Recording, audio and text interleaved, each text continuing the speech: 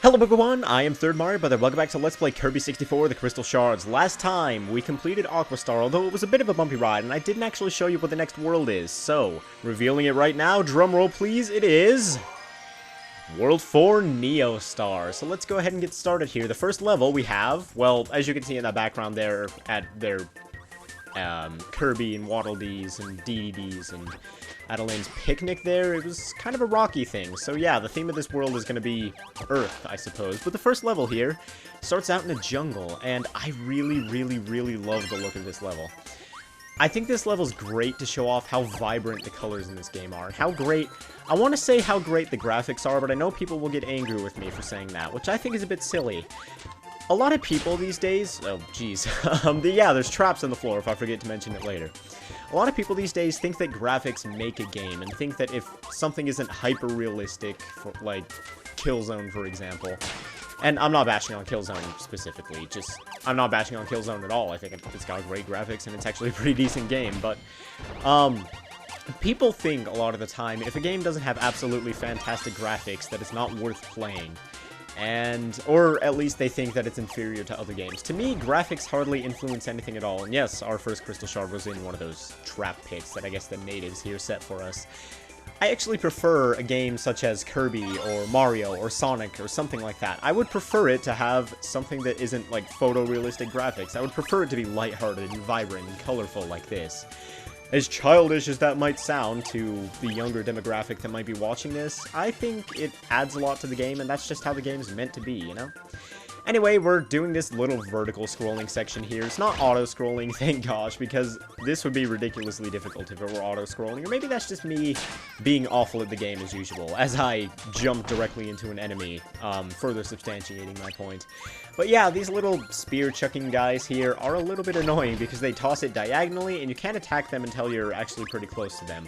But we also have these, I guess they're pterodactyls or something. I guess this is supposed to be set in, like, prehistoric times or something like that, because we have, like, the cavemen throwing the spears, and then the pterodactyls as well or something. But yeah, I'm not entirely sure what the point of all this is, but I like this level, I really do. And those pterodactyls, if you hold them above your head and jump, you will glide quite a way, which is kind of fun to do. Unfortunately, it's a little bit difficult to find a good spot to do it in, because a lot of the time there's enemies that will hurt you if you fly directly into them, which is terrible. Or they will at the very least destroy the pterodactyl so you can't continue gliding, which sucks, but oh well. So let's go ahead and continue on here and see what the next screen has to offer. Oh geez, gonna have to get rid of my rock power up here. Let's try to destroy that guy over there. I forgot about this mini-boss. This mini-boss is a little bit of a pain in the butt, because like I said, I do not like these spear-throwing enemies whatsoever. And, let's go ahead and do this from a distance. We could get up close and use both of these guys to our advantage, making this go a little bit more quickly. Whoops. Hate it when that happens. Yeah, we could do that, but I like doing this from a distance so you don't take quite as much damage. If you're standing in the middle, you'll have those guys throwing spears at you, and you'll have the fire to dodge, so really, it's more of a hassle than I think it's worth. On this screen, we've got a little bit of an interesting camera angle change. I kind of like this, and we've got these logs hanging over this jungle that's hundreds and hundreds of feet below us, so we have to be very careful here. Let's see if we can show off the pterodactyl here. And yeah, you'll glide like that until you hit a wall or something. So it's quite a bit of fun to mess around with. Unfortunately, if the screen's not clear of enemies, like I just showed right there, it's a little bit hard to continue with him. And if I haven't mentioned it already, Neo Star, if that's even the name of this level, that slipped my mind as well, is where the difficulty really starts to ramp up in this game, I believe. Go ahead and don't miss that crystal shard right there. It can be a little bit difficult to see hidden behind the canopy or whatever. But yeah, we have these dropping platforms that sort of drag you down with them, which really sucks. But, yeah. That does it for that, and let's go ahead and grab this candy and destroy all in our path. We've got these new enemies here, which are flowers. They function sort of like the umbrella guys, in that they let you glide for a little bit, but they don't do it for nearly as long. So, just go ahead and destroy them. Don't bother with them too much. And we have a sandwich to refill our health, but let's see how far we can get with this invincibility. Probably not too much far. Yeah, the music was running out right as I said that, even though I can barely hear the music because I play with my volume essentially off. But anyway, let's continue on to the next screen, which is, well, we're done with this level. So let's go ahead and grab this character card, and I hope I got all the crystal shards there. I think I recall getting them all. If I didn't, then... okay, we did. Good, I'm a little bit paranoid about that after last episode where I forgot 3 crystal shards in one, but right here you're going to want to go off to the left, and within seconds of starting the level, we have our first crystal shard for this one. And then we don't move on to normal platforming or anything, we do this again. This is essentially a recreation of, what was it, the second level in Aquastar? I don't quite remember, but that river rafting section. This is exactly like that, except, whoa, with a different sort of environment, there's a lot more enemies on the track. Now, one of the crystal shards is located here as well, as with that river rafting segment. You just have to be very careful as to when you time your jumps. Alright, we got it.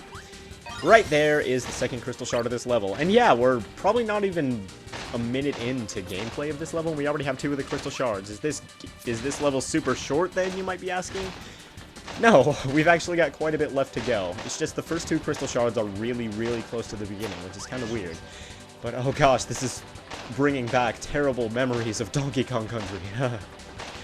You guys can't see me right now, but I just shudder. I'm just kidding. I actually never really had too much trouble with the minecart sections in Donkey Kong Country. That's not bragging either. That's just, I don't know. Maybe it was because I was younger and beginner's luck or something like that, but I don't know.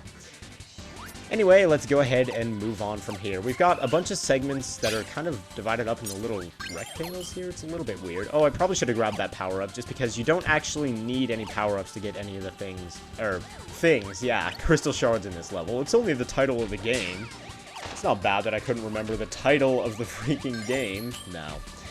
Anyway, moving on here, and trying to ignore my stupidity for a moment longer, we have a bunch of these crusher things and a bunch of Gordos.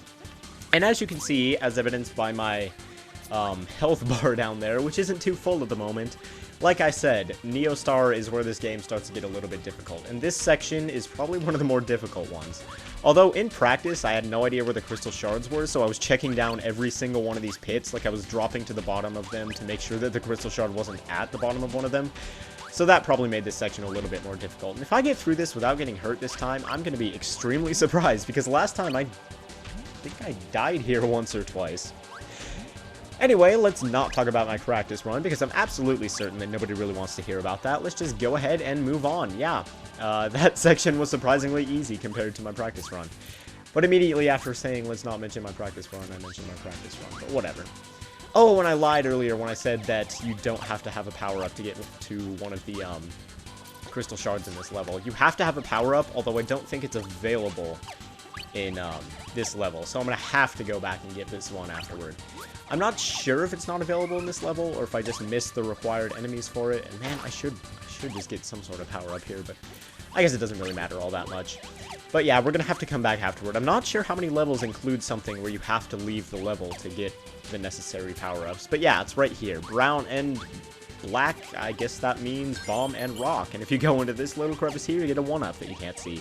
I thought that was a cool little, well, it's not an Easter egg, but a cool little, thing that you get for exploring. I don't even know.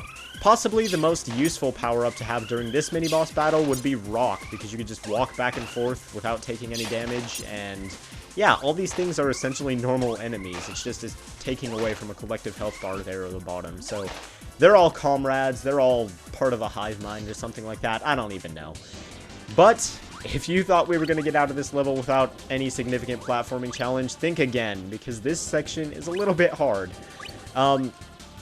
Usually when I play this game, especially off-screen, I think it's a little bit more slow-paced than other Kirby games, so I sort of try to rush things a lot of the time. So I'm going to have to be a little bit more careful than I usually am here if I don't want to get crushed.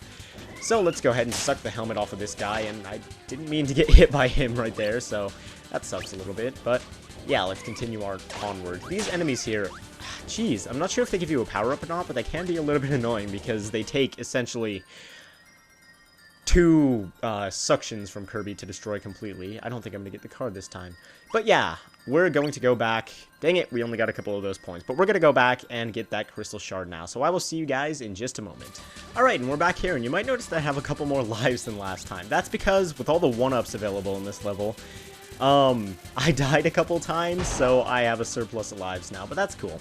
Anyway, this is a new power that I haven't shown off yet. It is TNT, and if you get too close to it when the explosion goes off, which takes up almost all the screen, you will get hurt. But if you hold down after throwing the TNT, then Kirby will put on his hard hat and you won't take any damage. I think it's a cool power-up.